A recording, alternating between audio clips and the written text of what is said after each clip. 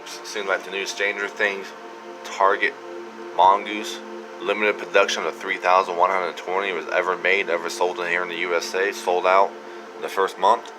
People are parting them out. $29 for the pegs. $150 for the headlight off of it. This eBay seller in New York. Buy the whole bike for $2,500.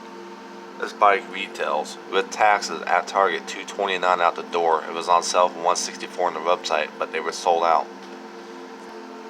Upgraded. Okay, you put Skyway mags on it, some Skyway pads. Not a $995 bike. I'm sorry. Fucking scammers always trying to get somebody on here. As we look at sold listings, people are parting out these bikes. You can get the stickers for them. That's what the mags go for off of it.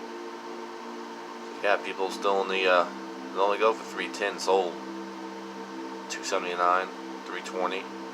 So don't pay more than $350 for this bike. That's all I'm saying, folks.